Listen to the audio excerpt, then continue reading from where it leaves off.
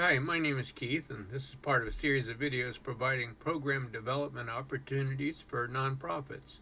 These videos may help you determine a better way to manage programs and to avoid common mistakes. This video is about how to set up a disaster response and recovery process program and also maintain disaster volunteers. If you like these videos, please subscribe on my YouTube channel. To develop a disaster response and recovery process, you first need to meet with and develop a strong partnership with your Emergency Operations Center in support of disaster response and recovery efforts.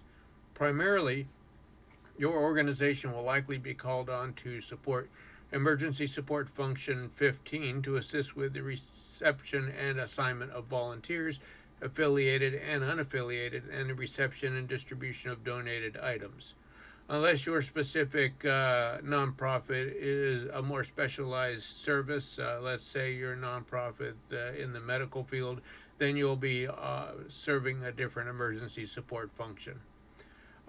So, there are a number of emergency support functions at the EOC, and once you meet with them, you'll find out what all those different functions are, or you can just look them up online.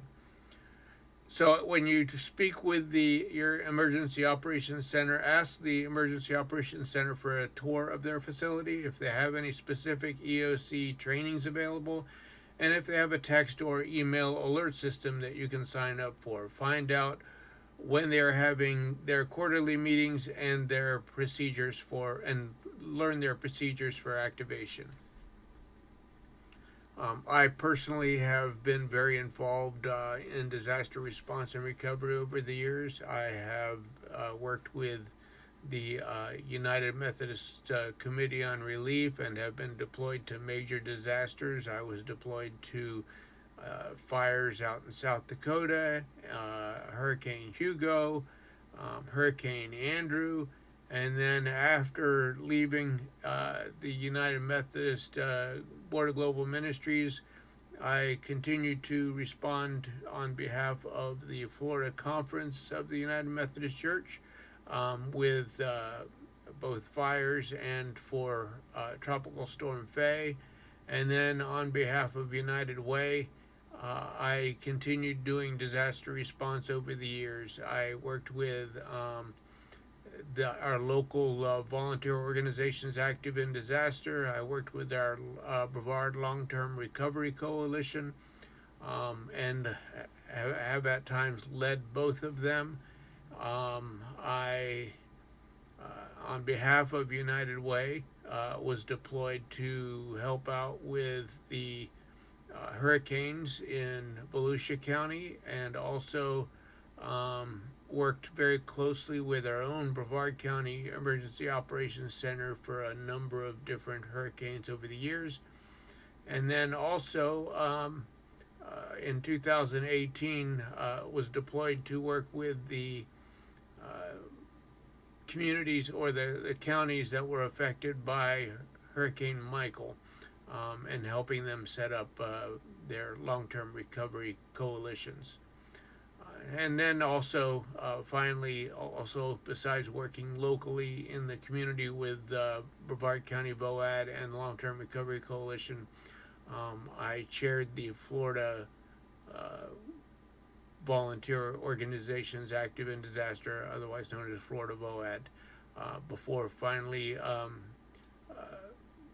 retiring from my position at United Way, and then moving on to doing what I'm doing now in trying to help other organizations be able to do the same types of things. So the next thing you need to do is update your own organization's disaster plan. Send out a contact survey to partner agencies, specifically also to your staff and to your board members. The survey should include their personal contact information, what their evacuation plans and contact information are, and any emergency contact information or secondary contacts, so that you can maintain some type of communication with them. Complete your organization's internal plan with assigned responsibilities for staff members. I'm not specifically talking about any particular kind of disaster, but but in very general terms, have assigned responsibilities for staff just in case there is a particular type of disaster that you have to respond to. And if you're creating a team to respond to disasters, register, review, coordinate activity on crisis response for immediate response. And crisis response is a program that was designed by a member of the Church of Latter-day Saints that does a tremendous job of helping to um, uh, for helping various teams come into a community, identify those homes that were affected, and being able to address the needs in a much more efficient manner than it has been done in the past. Also, in terms of disaster response, if you have staff that want to do more than just working internally within your agency, they may want to contact 211 to determine if 211 needs assistance at their organization for calls that may come in. And also might want to assist with the SF-15 volunteers and donations, with managing unaffiliated volunteers and volunteer teams, and manage and receiving the distribution of donated goods. Many opportunities for training. I recommend, if you're going to set up a disaster response and recovery process, that you complete the most basic training that is required for most disaster organizations when they work with the EOC, and they are the online classes of Introduction to the Incident Command System, otherwise known as ICS 100, Basic Incident Command System for Initial Response, which is ICS 200, an Introduction to the National Incident Management System, IS 700, and National Response Framework and Introduction, IS 800. Those are IS is the individual classes that you take. They don't cost anything. You just go to the FEMA training website, training.fema.gov, and take those particular courses as basic courses. And then it's also recommended you do the in-person training of ICS 300 and ICS 400. ICS 300 is Intermediate Incident Command System for Expanding Incidents, and ICS 400 is Advanced Incident Command System for Command and General Staff Complex Incidents. So those are the basic classes that I would recommend any organization take if they want to develop a disaster recovery and response program. So managing disaster response teams for disaster response. Before a disaster occurs, coordinate with disaster response teams ahead of time by pre-planning staging areas. These areas should provide space for cots and supplies, tools and equipment, donated goods, and materials for making repairs. Now, again, you don't know what kind of disaster it is, but you should have the opportunity of having something in place for teams when they come into the community, especially if it's a major disaster of some kind, a place where they can come and bring their bodies, and also bring in their tools and equipment, and have a place for donated goods that come in, and also a place for construction materials and things like that if they have to make repairs. Your organization with Emergency Support Function 15 at the EOC can also contact local and state disaster response teams to assist with response and recovery. And those organizations aren't going to deploy unless you invite them to come in. And some of those are Baptist Disaster Relief, Team Rubicon, the Church of Jesus Christ of Latter-day Saints. They have a Helping Hands program that's tremendous. The Salvation Army, American Red Cross, and United Methodist Church Disaster Response, or otherwise commonly known as UMCOR, United Methodist Committee on Relief. The teams then usually choose their assignments from crisis cleanup once they come into your community, and then they can start taking those jobs right off of crisis cleanup and track. And then as the one of the organizations that are helping to manage that, you can sign in to Crisis Cleanup and follow their success to see, that all this repairs are being made that need to be made. Also, in terms of disaster response donations, you can, as a nonprofit, you can sign up under Good 360 and receive. You can either purchase or sometimes receive donated items through Good 360 to assist with your organization helping people in your community, but also receive donations in response to a disaster.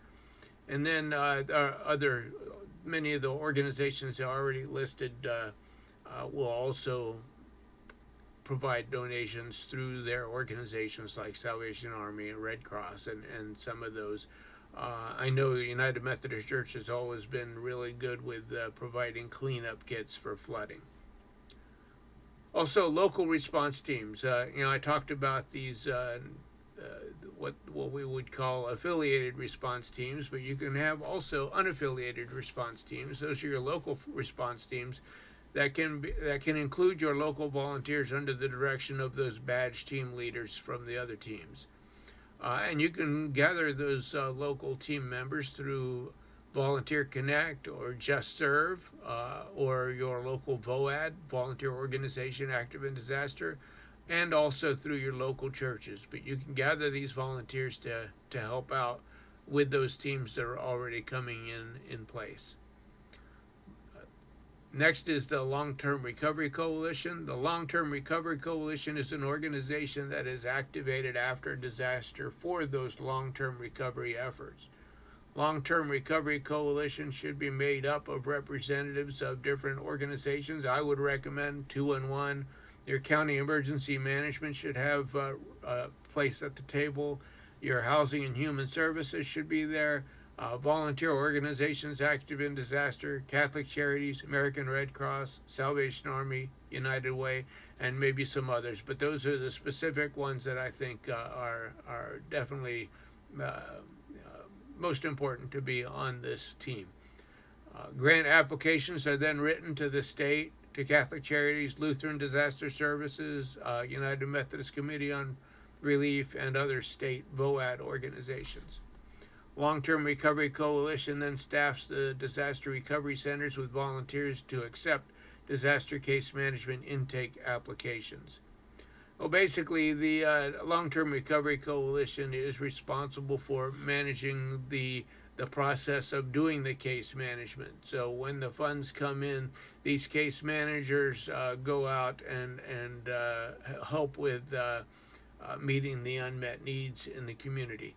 Those case managers, normally hired by your workforce agencies, begin managing the cases from the intake forms and from crisis cleanup. Results from case management may include, the situation being resolved, advocacy with FEMA and insurance companies. Actually, that takes up a lot of the case management, doing that advocacy. Assistance with debris removal and tarp installation. And unmet needs then being brought to the board for approval based on what available funds there are.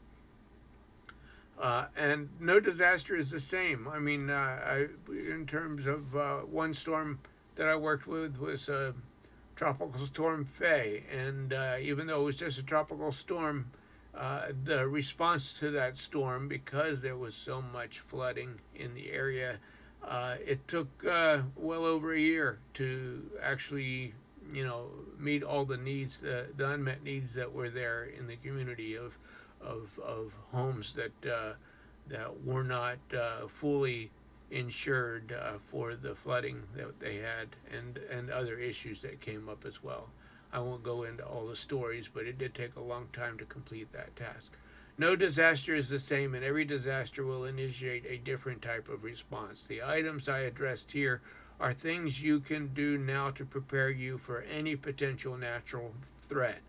Man-made threats will be addressed in a later video. Disaster case management specifics will also be addressed in a later video. If you're interested in learning about any specific types of disaster response, you can obtain free independent study courses on the FEMA training website that I talked about, at training.fema.gov, and once you've completed and passed those courses, you'll be able to receive your certificates. Hopefully this is helpful, and I thank you, and if you're interested in more of these videos, please click subscribe.